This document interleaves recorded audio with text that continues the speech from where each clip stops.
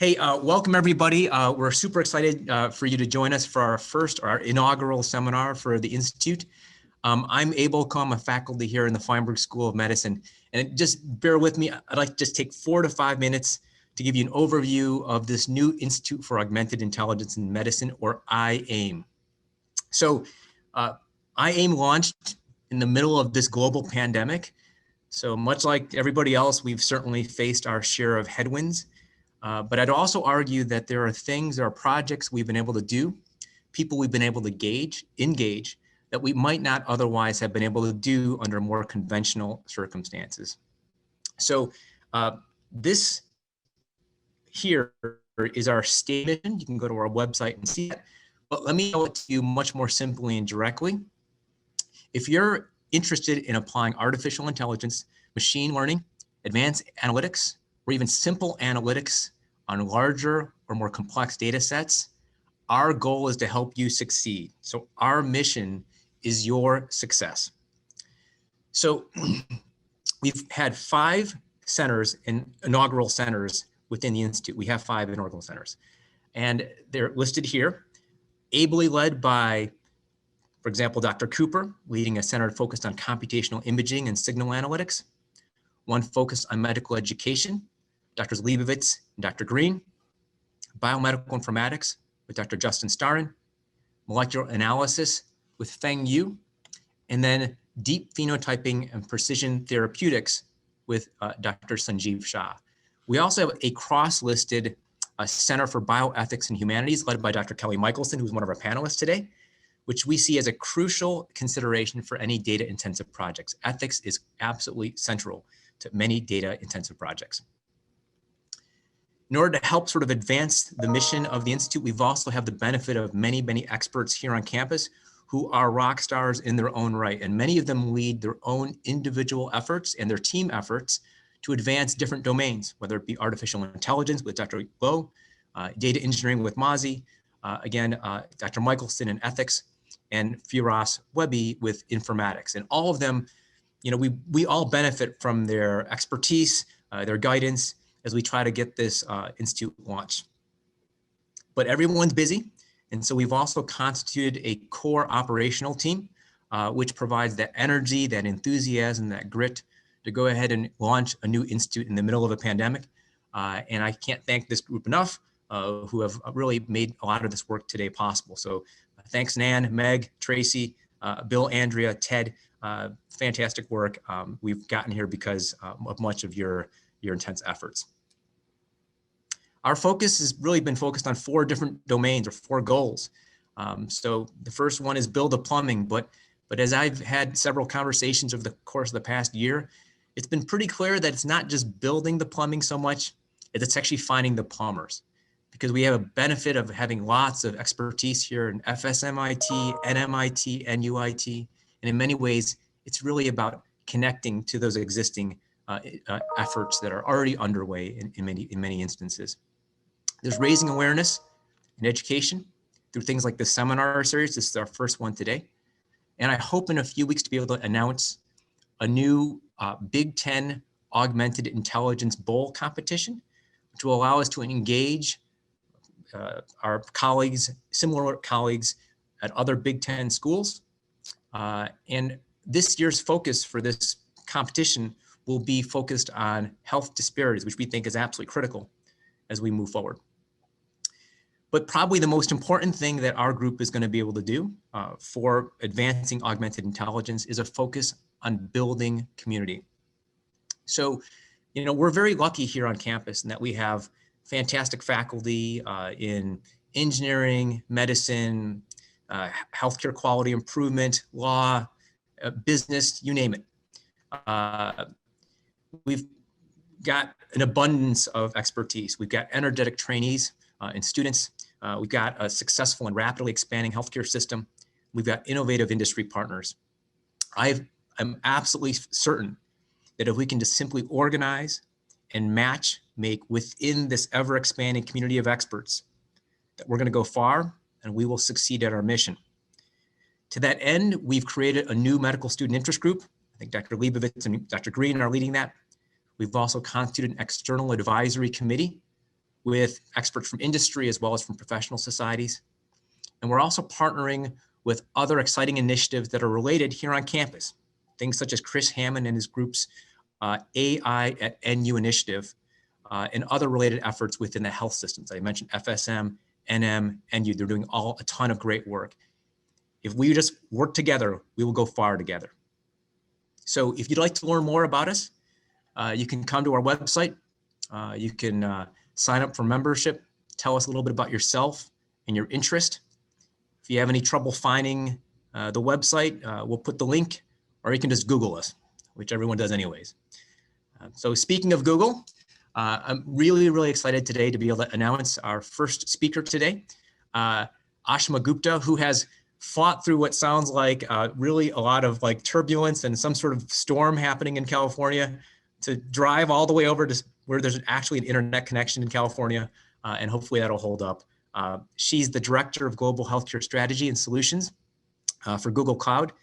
In this role, she directs transformative healthcare solutions, leads engagement with healthcare executives to transform their business strategies into new models of care, revenue generation, and improve patient experience. And in her spare time, she's also a board member for HIMSS.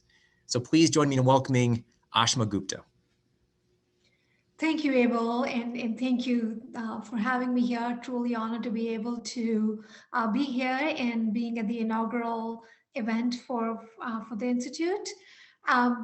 I have a few slides, and I will, it's around, the content is around 20-25 minutes. I'll share with you our vision, what the work we are doing, both from the cloud perspective in healthcare's digital transformation, and also how are we advancing our mission in AI and machine learning. I will be sharing my slides, Abel. Let me see if I'm able to do that. Okay. All right, can you see my screen now? Yes, we can. Thank you.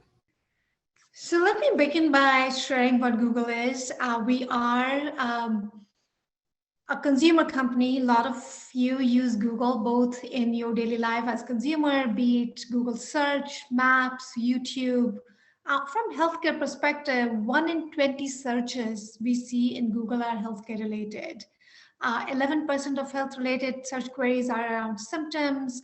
Around 84% of people search after diagnosis to learn about treatment options, conditions, and finding care nearby, like what is the near pharmacy that is open, what is the nearest hospital. So core to us is our mission. It is a timeless mission. Google was created 20 years ago with a very simple mission to organize the world's information and make it universally accessible and useful. And the area that I represent, Google Cloud, we are part of Google. However, it is focused on enterprises, be it hospital systems, insurance companies, pharma companies, and many other different industries. And our mission is a reflection, or our North Star is to help our enterprises or the companies that we work with, help them organize the world's information and make it accessible, secure, and useful. And to lay down the technical aspects of that, when you say information, we're talking about the data. When we're talking about usefulness, it's applying AI, machine learning analytics to make that data more meaningful and useful. And then when I talk about accessible, that means open standard APIs. And then of course, from healthcare perspective, privacy and compliance is the key part of our offering. So that's where I sit from the Google Cloud perspective in general to help the enterprises. So speaking of healthcare, prior to joining Google, I was with Kaiser Permanente. I was the exec director for digital health transformation, and I've seen the industry take this pivot. Growing up in India, a lot of our my electronic records were in the patient handwritten notes in the manila folders, and most of the industry, at least in the US in past decade, have made a huge transition. Now our medical records are digitized. That was the advent of electronic health records. So today, we should all feel very proud that 94% of our health data, which is the patient's health records, are digital. So today people are looking into creating meaningful application, creating portfolio of APIs, uh, to build new experiences when you go visit your physician or your care team. Tomorrow, where the next decade, it will be around bringing AI and machine learning into those workflows. So think of this, yesterday was past 10 years. Today we are somewhere in between those 10 years, almost towards the end. And now and tomorrow is the next decade will be around AI and machine learning and building that into workflow. So healthcare, when I talk about, most of my talk is very US focused. I also wanted to take a pivot and share how we think about healthcare in general. When you talk about in my global role, we work with many different healthcare organizations, and healthcare differs. For example, there's nationalized health systems. For example, the one you have in Canada, in NHS in UK. This is where the healthcare is predominantly provided by government entities. Then we have US, where it is much more on the hybrid. It is both government provided as well as the private health insurance. And then we have countries like Switzerland, where it's almost everything is provided privately. The reason it is important is the reimbursement models are very different depending upon which health system globally that you're interacting with. And that also dictates the level of applications in those scenarios that we can bring from the AI perspective. And not all providers are the same either. So coming back to US, there are large systems, for example, HCA, Ascension Health. They are largest in the US. And then there's in the middle are integrated network with pairs. The example is Kaiser Permanente, Intermountain, Geisinger. And then there is, of course, academic medical centers like Mayo Clinic, Cleveland Clinic, Northwestern, and then there's smaller systems and community hospitals. All these are not only differed by the size, but also how they work within the community as well. But there's one common theme regarding of the scale and the size of the health system, and which is around COVID um, is a huge catalyst for transformation going forward. So what I'll share with you, what we are seeing, how COVID has accelerated our digital transformation across all the different providers that we see in, across different countries as well. So pausing it a little bit, what are the key industry trends and imperatives? Shift in care from inpatient to outpatient setting is a huge trend that we see. There's an imperatives are to expand footprint and capabilities beyond acute facilities, including virtual care. We all saw the telehealth usage really skyrocket during the pandemic. Even though it has come down from the peak level, it's still magnitude times higher than if you say from the last year. The second trend that you should all familiarize is like volume-based to value-based care. And that means that's where will be new analytics, machine learning capabilities that would need to be built as we, as an industry, shift from fee-for-service to value-based care. The increasing role of technology and data, especially in light of COVID-19, we are seeing leapfrogging to build a robust digital foundation and transformation capability that is in line with the other industries. So I won't go them step by step, but we are as an industry going through a huge pivot.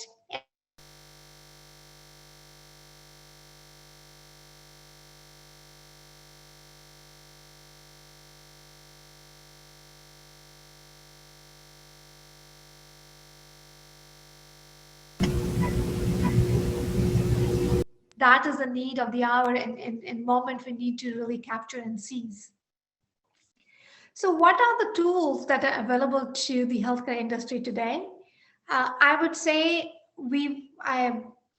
there are three different pillars that you need to think about as you're thinking about, given the trends, given COVID. There are three key pillars for democratization of innovation, if you will, that is available to the industry today. Number one is democratization of technology foundation. Number two is democratization of machine learning. And number three is democratization of patient health records. Now I'll go one by one in each as to what do I mean by each one of them. So let's talk about democratization of infrastructure. As I mentioned, Google Cloud is part of big Google family. We have over 9 products that support over 1 billion users each.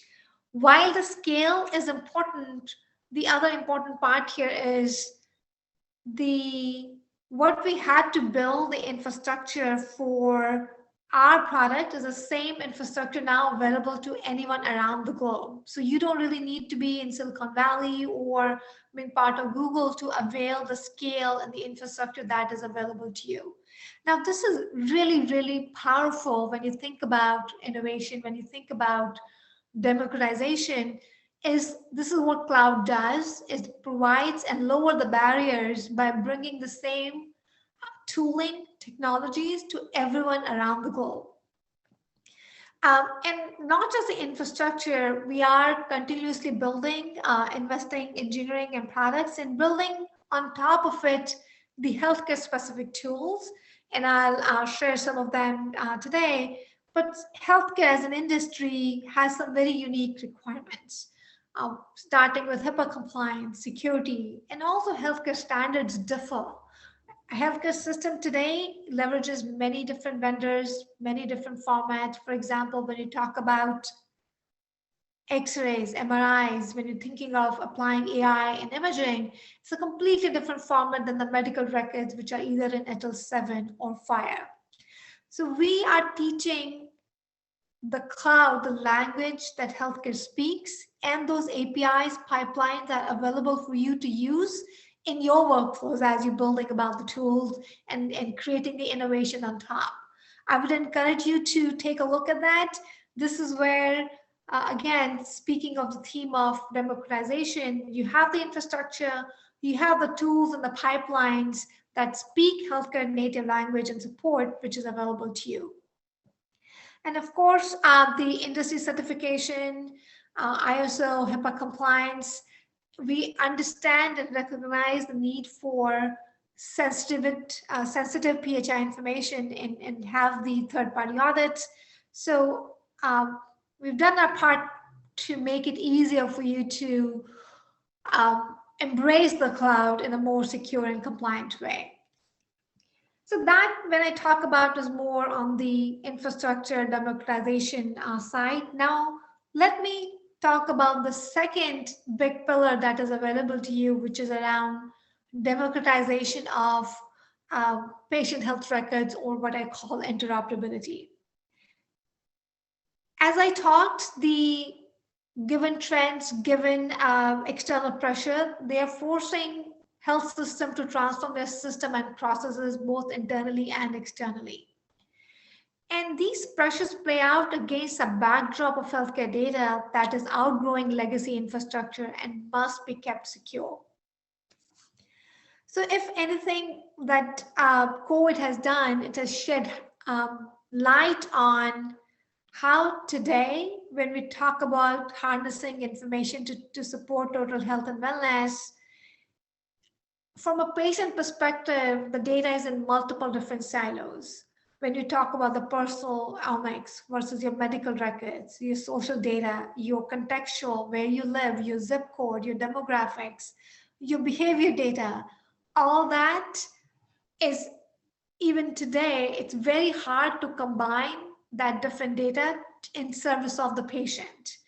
And that's where we believe the foundation of cloud is necessary to bring all those different data points and create a unified data layer so that you can bring in the AI and machine learning on top of that holistic longitudinal patient record and data.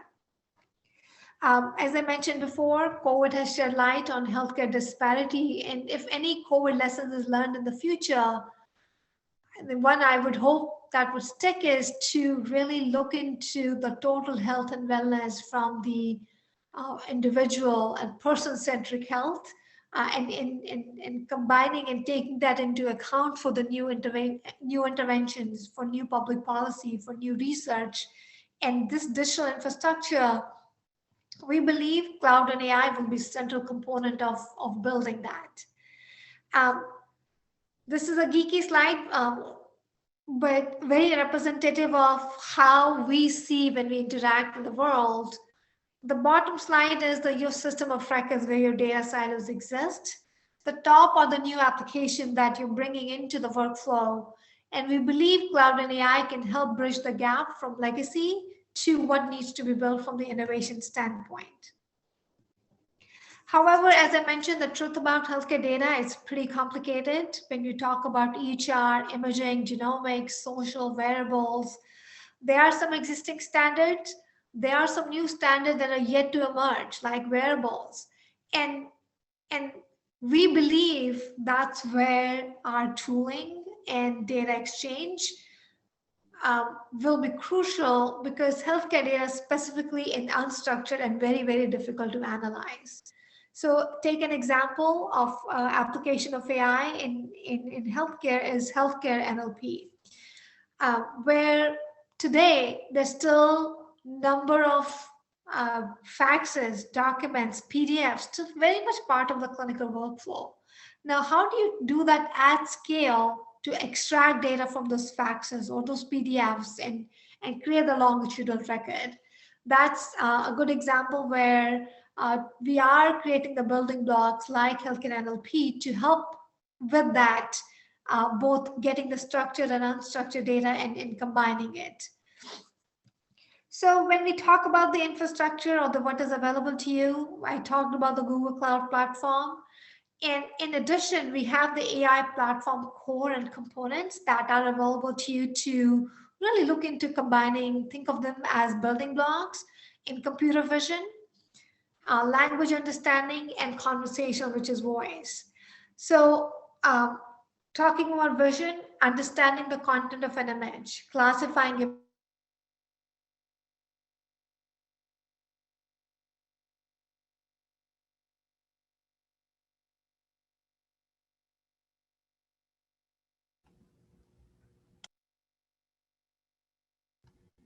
innovation and your ingenuity to build on top of that. And one good example of computer vision applied is on radiology, pathology, and things of that nature.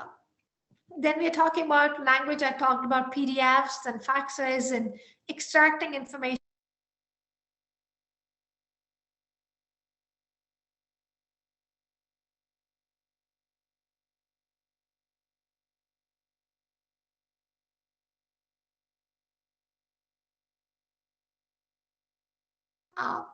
Pre-recorded audio to text. So think of that as a lot of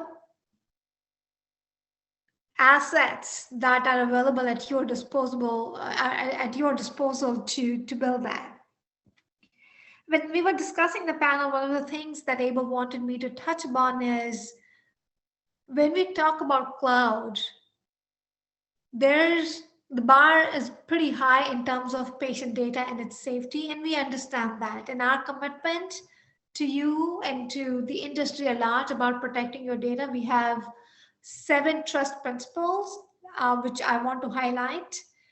Please know that the security comes first in everything we do.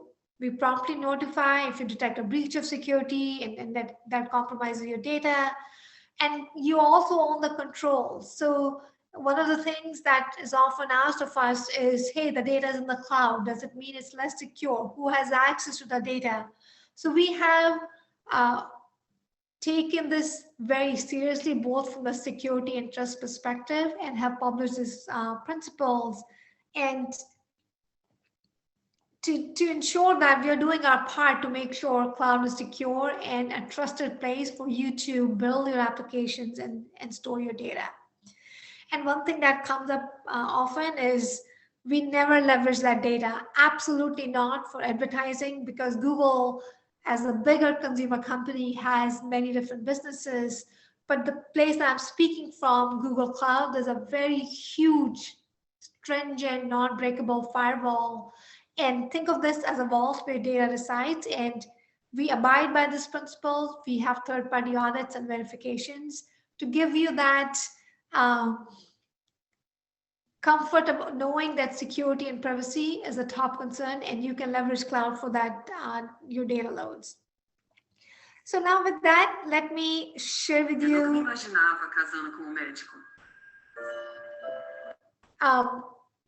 why this is important when we talk about democratization of innovation. What are the innovation that we're seeing around the world? This is an example from Brazil. It'll play for a minute. Let me just quickly share. Recebíamos pessoas em casa e adoeciam, e o meu marido dizia: não custa nada, não precisa pagar nada. Pensando nas pessoas carentes, nós tivemos a ideia então de abrir uma clínica. O Amazonas, a gente costuma dizer que é um outro país dentro do Brasil. Na cidade de Coari, a capital, né, que é Manaus, que fica a uma distância de quase 450 quilômetros, nós temos mais de 200 vilas que ficam distantes. Há poucos especialistas que querem vir morar no Amazonas. A gente fez parceria com a telemedicina. Portal is a telediagnostic platform, so we connect remote areas like the Brazilian rainforest to specialist doctors in São Paulo. We receive EKGs, EEGs, and X-rays, and then do the diagnostics online and give this back to these remote areas. The conventional way usually takes 60 days to get a result back and add hundreds of dollars in costs. And we do this in the same day in a few minutes with 10x less cost. So for us, the cloud was the only way since the beginning. It needs to be easy to use. A nurse in the middle of the rainforest is not an IT technician. The nurse won't have to do the exam. It will automatically appear in the cloud and to the doctor. So Google is enabling us to really grow and operate this large-scale telemedicine company. We have our first client in Africa now, in Angola, which is sending EKGs to Brazil, and our cardiologists are giving the results back there, so we can launch in Europe, US, Africa, and the whole globe, I hope. So bringing back, this was a great example. There's a very small startup, bright engineers, and they're looking into and creating this telemedicine company and scaling it. This was even prior to COVID, and now they're scaling across many different industries. But the lower barrier for innovation and all that work that we have done with them is pretty inspiring for me to watch, that the tooling and technologies, if deployed by human creativity, can really make wonders and solve many of the problems in healthcare that we see. So to cap up on the second pillar, I first talked about the infrastructure. We're talking about interoperability and making data available in different formats by creating a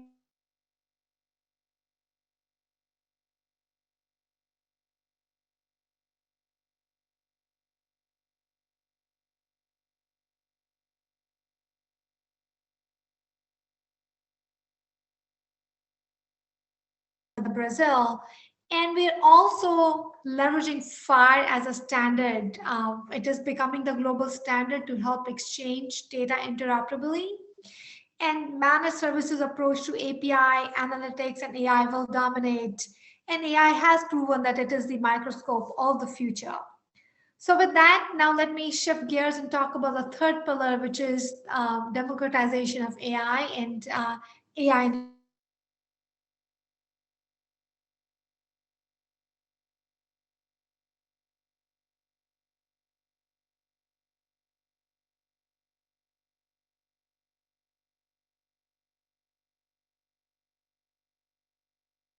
That achieve AI absorption will be the leaders of the global economy.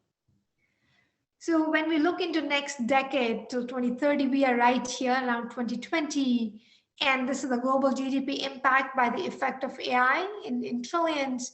So exciting times ahead in really getting the AI absorption, meaning AI getting from research to really in the areas of practice across many different industries. This slide is not healthcare specific, but in general, the trend of AI coming and meeting in the organizations and being absorbed in their day-to-day workflows.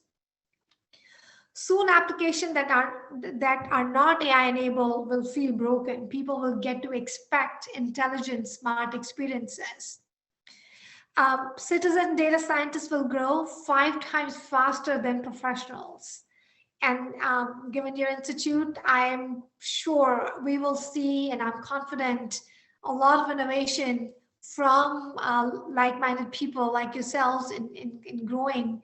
So by 2025, a scarcity of data scientists will no longer hinder AI adoption. And by 2035, AI could boost profitability by 38% in 12 developing economies. So these are some of the stats. They are from Gartner and Accenture and IDC, which I have synthesized to just paint the picture that we will see adoption of AI in the next decade in multiple different areas, and healthcare is one big example of that. I have one other example of art of possible AI applied in healthcare that in Google research is Project Euphoria. I would love to share this with you and seeing the art of possible here when healthcare, when AI meets healthcare. Google has very good general speech recognition, but if you do not sound as most of people, it will not understand you. No one's ever collected large data sets of people whose speech is hard for others to understand. People who have multiple sclerosis, forgive, who have stroke, who stutter. They're not used in training the speech recognition models. The game is to record things and then have it recognize things that you say that aren't in the training set.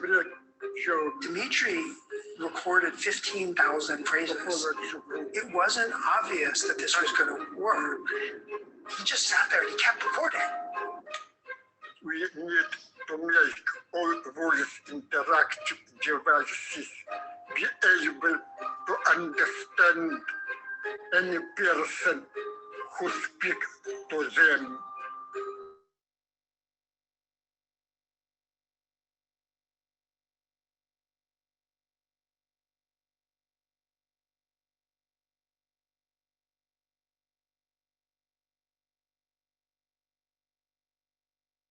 Sounds alone, you can communicate. But there might be other ways of communicating. Most people with ALS end up using an on-screen keyboard and having to type each individual letter with their eyes. For me, communicating is slow.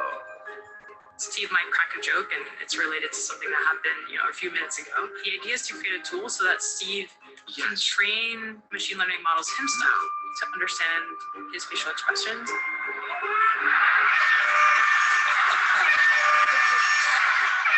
To be able to laugh, to be able to cheer, to be able to boo. Things that seem maybe superfluous, but actually are so core to being human. I still think this is only the tip of the iceberg. We're not even scratching the surface yet of what is possible if we can get speech recognizers to work with small numbers of people who learn lessons, which we can then combine to build something that really works for everyone. To understand and be understood is absolutely unbelievable.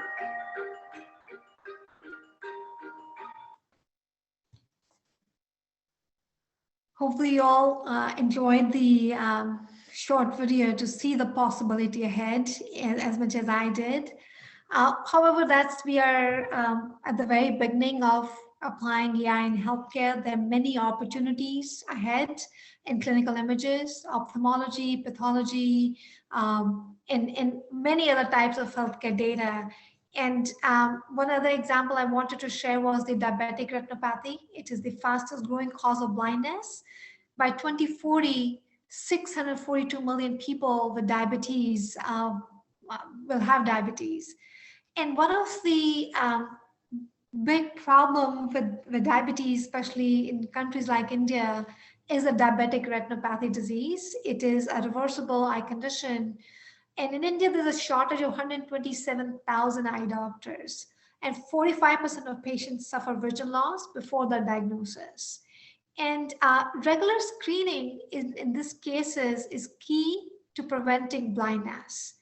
And in the regular screening, people go to the technician, they click the picture of the back of the retina, and this is how the disease is diagnosed. On the left-hand side is the healthy retina, and on the right-hand side, you can see the different hemorrhages. These are the fluid leakages, and they manifest in the image with a little ruptured in different signs.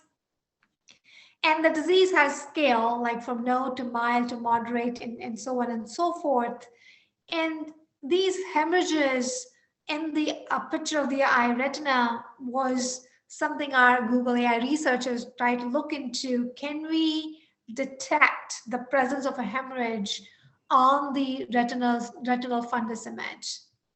So we trained a deep neural network to read fundus images, and took around 800K images working with the Shankara Eye or Arvind Eye Hospital in India, and trained it.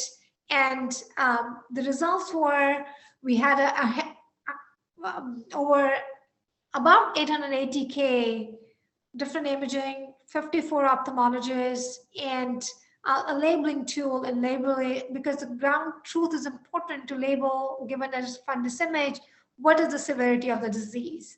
So how well we did, greater than 0.98 AUC on each DR grade. These are promising results in clinical validation and pilot deployment. While this is promising, the work is just beginning. It's not fully deployed at scale. However, what it shows us is the promise that if AI deployed in a given problem set can have really promising results.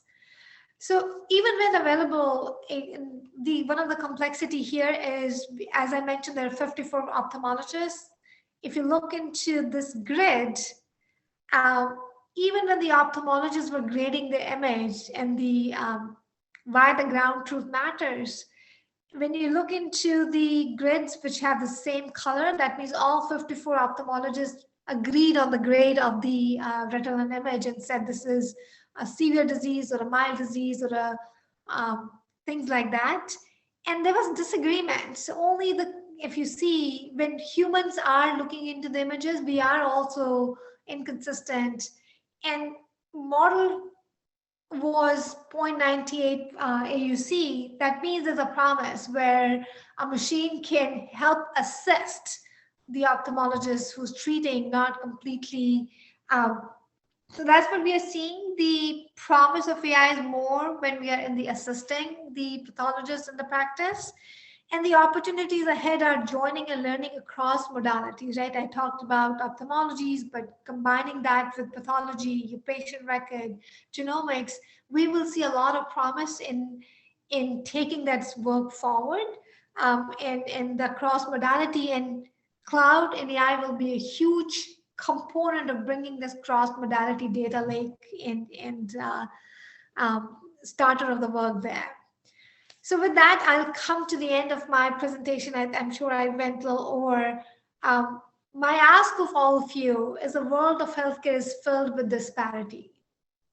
As we all seen with COVID, if any lesson that we have learned is we really need to be building the digital infrastructure, tooling in AI in doing this service and making sure that when we are building the infrastructure, when we are building into AI, that we consider diversity, we consider inclusion, we consider the social economic impact of our work. So with that, I will stop share and go back to Abel to you for any questions. Great. Thank you very much, Aashima. Fantastic talk. I appreciate that, the videos, and also your willingness to fight through what sounds like a pretty tough stormy condition there. So thank you for bearing with us. I might actually just cut right over to the panelists, given that we have about 18 minutes or so. And so I'll just briefly introduce our panelists. So Dr. Kelly Michelson, she's intensivist at Lurie Children's Hospital and also leads the Center for Bioethics and Humanities within the Institute for Public Health and Medicine. Ben Flock is Chief Healthcare Strategist at TEKsystems, thought leader, provides guidance on innovation, collaborative relationships, and digital transformation scenarios. And so what I might do is just Aashima, there were a few questions that came in through the chat panel, but I think I might just open it up to sort of our wider audience. Some of them are very specific, I think, to some of the things you talked about, but I think what I'm seeing is a little bit of a question about some of getting at some of the challenges that we're facing as we try to apply artificial intelligence within healthcare. And maybe I'll open it up. Some are specific around privacy, some are around like, what do you do if there's a loss of internet, that kind of thing. So maybe I'll just open that up and just to people that see, like, these are very promising. What are those near-term challenges that we see that are facing the application of artificial intelligence within healthcare? I think the first, Abel, if I may, and Kelly, please feel to jump in, and Ben. I think from my perspective, when I see the industries, you're very, very early stages, right? AI is a crawl, walk, run. And today we are crawling, right? We have data sets. And the first thing is to create that data layer that I talked about. It is, you can accelerate that step, but you cannot skip that step. And more people want to get to the AI, but this data and creating a unified data layer is critical.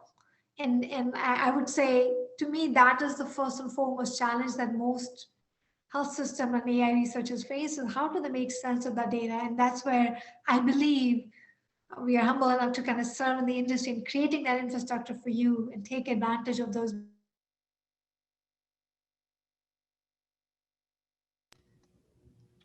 We have lost our audio. So someone had a joke about when it's stormy, the cloud doesn't work. Well, it sounds like that might be true. Abel, maybe I can go next because it's in line with Aashima's comments. There really are foundational, IT capabilities. Aashima touched on I think, pillars: modernize, transform, innovate. Making investments. I think all organizations participating in healthcare need to make investments in cloud capabilities, and cloud data capabilities, cloud AI and analytics capabilities, and then what I call a center of excellence concept.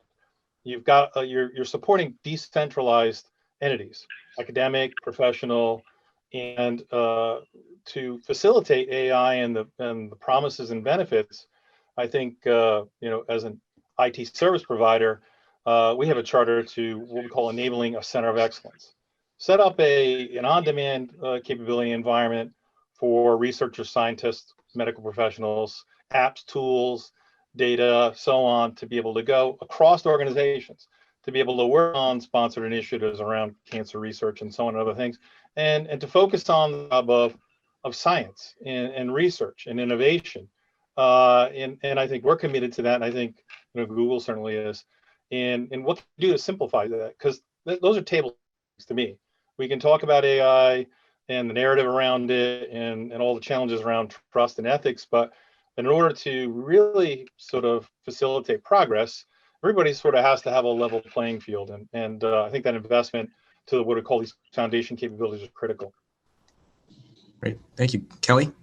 Yeah, I'd like to add on to that as well. There were so many parts of Aashima's presentation that were interesting to me. I really appreciate the comments that she made about privacy and the efforts of Google to maintain privacy. I think from an ethics perspective, I think that's one of the things that comes to the fore for most people. Oh my gosh, my data is flying around in a cloud, literally, and coming from all these different ways. And I think it's really identifies yet another trend that I would add to Aashima's list. You know, over sort of prior to my career in medicine and moving into my career, there was a big shift in terms of how doctors and patients relate, and a lot of sort of paternalism among doctors and patients, and that's really balanced out. And now I think one of the major trends that we're seeing is that what is the sort of social good of our individual data, not just for our own individual health, but for the health of society. So now when we go to the doctor, it's not only about us and the doctor, but what happens to our data to inform benefits for the society going forward. So from an ethics perspective, I think that's an interesting additional trend that AI is really bringing to the fore. And then the other thing that I will comment on about Aashima's presentation and the potential for AI is this idea of bringing technology to areas of the world that don't have it and being able to advance health in areas that don't have access. We've even seen that in this country during COVID, where I know there have been efforts to expand EICUs in areas where there just wasn't enough space. Even sort of, I heard a presentation recently about EICUs light, so that you can sort of do a lot with even less technology. So there are really important justice issues that I think AI is trying to address, as long as we kind of take in mind and balance the privacy issues that I think really make a lot of people nervous. Yep, really good, great points there.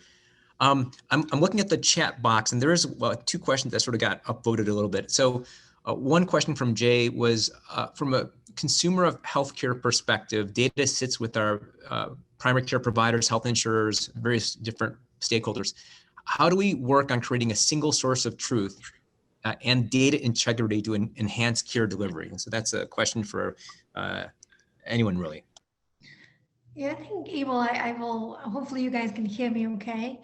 I think 21st Century's Care Act, and someone asked the question too there, I think that's the backbone of that question. It's because our data belongs to us. However, we today, when you ask your patient records or your record, you'll get a CD drive, and you have to go to a FedEx because your laptop won't even read the CD drive, or you'll get a PDF or a fax. So 21st Century's Care Act is the new ruling from ONC and CMS, where as a patient or a consumer, you can access your data via APIs.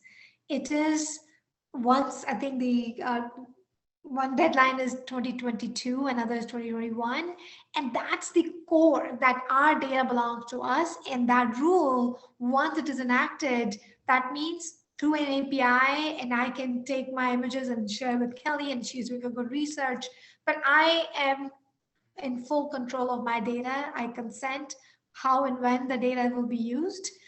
Today, if I go to a clinic, the data goes and belongs to them. So that's where I'm very excited about interoperability and the progress as a nation we have done in creating this ruling. I've been part of this rulemaking, Abel, for past 4 years, and we are here, right? So hang on tight, and I'm very excited about the new administration and what work we will do, see in interoperability.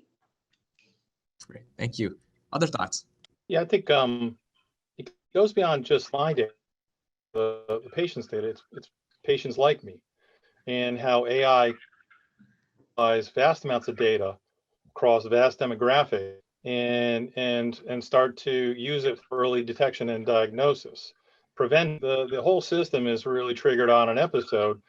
You know, AI moves us to something that is more a well care, more proactive, more preventive, and collectively we all have to, all the care team and the patient need to subscribe to this. And you know, there's still a lot of change, but I think that's what I'm most interested in, not just data, because I think we can protect that data, in order for it to be really valuable in this sort of proactive aspect, you have to look at, associations and being able to determine defects and so on early in earlier stages. So that, I think that's a bigger challenge. Fair point. I would also add that, we're even seeing this in COVID. We need to make sure that everyone feels comfortable with what happens to their data. Otherwise, we get this skewed data set. And so you were asking about the true data. I think that we're really going to have to reinforce how it is that we're protecting people's data to make sure that people are comfortable putting forward their data. Otherwise, we're going to have, a similar challenge to what we're seeing now with COVID, right? We have a vaccine now, need everyone to get vaccinated. Similarly, some of these AI solutions are only going to be as good as the quality, the truth of the data that we have. And we know there's a lot of reluctance among many populations to share data. And I think we have to be careful as we're going forward, even if everyone shared their data, what the limits are in evaluating the data and what gets created. So it's going to be a very iterative approach. And that's where transparency is really important. And Aashima talked about AI being in the crawling stages, and this is a treacherous time for AI because of that.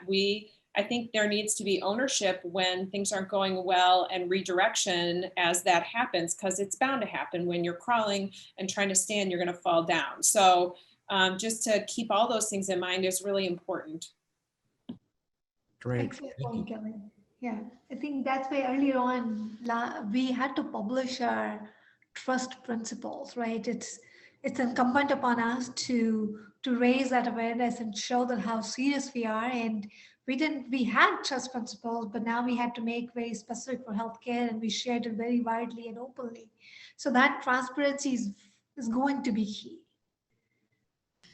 So I'm going to ask a question that I think that David brought up, which is important for us. I mean, we mentioned about raising awareness and education, and David asks, is Google adding educational content specific for healthcare domain to learn the tools for data science?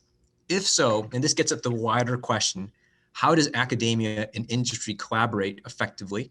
How might we partner to customize content to accelerate education? And this is near and dear to me because I feel like we just need more people in our field. I know you said we're going to solve the staffing problem, but to us, it seems very acute right now. How do we find more people in this field? Absolutely. I think we have to do it in the close collaboration with the experts like yourselves across the industry, as well as those directly delivering and receiving care, right? Healthcare it's personal, it matters to all of us. So we do have tooling. I would work with Abel and Anne and your team. We have many different tooling. We do from hackathons to we have build with cloud, build with Googlers, and a lot of I would call it code labs that think of this particular problem like Jupyter notebooks. We have plenty of them. And Abel, as you think about your vision for the institute, would love to make that a regular occurrence. So that's not just one-off, but I would love the opportunity to collaborate deeply and share our work. And same thing, we can learn from you as well, right? You are in the trenches and help us be better, make our tools better too. Much appreciated. One other thing, I know we're just at 5 minutes. I wanted to close by just one question. You guys are all in the field. If you think ahead, what, if you had to pick, is the most promising area of AI application in healthcare? If you had to pick, let's say one, or let's just go with one, like what would you say are the areas that you think are most exciting for you in applying AI in healthcare? Kelly, do you want to go first? Or Yeah, I'll go first. I would say I really think there's opportunity to scale massively to patients who don't have access to care right now. So we're talking about an extraordinary ability to level the playing field in terms of obtaining healthcare. That's what I see as a huge asset. I have a second idea, but I'm going to let the rest of the group go. And I'll go next. I think we need to be watchful of what matters, right? And the sort of quadruple aim, right? Cost, quality, access, and experience, and focus on that. And what can AI do today? I think about that, robotic process automation, replacing humans. And most notably, I think decision support for primary care. If you think about primary care, everything from appointment scheduling to forms to discharge to taking notes, the creation of SOAP notes, okay, there's just way too much, human hands and wasted, time, people's time, where they could be providing care. Okay, AI and conversational AI and applying this in a, really supervised, learning model will achieve results. So I say we focus on driving out, and improving cost, quality, access, and experience, and start there. I, like Kelly, I have lots of crazy ideas, and I think I want to keep myself well grounded in the industry to doing what matters today. How do we create value today? Yeah, as Kelly and Ben, you said, I think I totally second the whole conversational AI. NLP is something very exciting for me, and I was sharing with someone earlier. Yes, there's an AI in the clinical research, but applying AI in the operational, you would be amazed by how many documents exist in healthcare. PDFs, faxes, and tons of them. Can we really help automate and extract information that is buried in those documents? I think that's more on the operational workflow side. I get very excited about that as well. Great. So Kelly, you brought up the crazy idea. What's the crazy idea? Well, I don't know if it's a crazy idea, but and this is not just my idea. That I think that actually, I think a lot of physicians. So I'm a doctor, right? I think a lot of physicians get a little bit nervous. Is AI going to take my job away from me? And I think there are things that are going to shift. But I also focus a lot of my professional research on communication. And I actually think that AI provides a unique opportunity for doctors to actually retake their role as communicators with their patients, who have deep relationships with their patients, kind of like what Aashima was just talking about. Imagine if I didn't have to spend my time mucking around in the EHR, and I could actually just really talk to my patients and find out what's important for them. That's going to really help me address their challenges. So I think that AI is going to shift the role for clinicians, but perhaps take us to a space where we may have been, decades ago, where the key was being there for your patients, with your patients to really learn about them, understand them, and move their health forward. So that's my other idea. Amen to that. And with that positive note, I know we're at time. I do want to make sure we thank Aashima for giving a great presentation, Ben for being a commentator, Kelly for panelist time. Thank you. Come to our website, find out more, tell us more about you. We'd love to help you and work with you to build community. So thanks very much. And we look forward to seeing you in the next seminar series. Thank you all. Thank you. Thanks.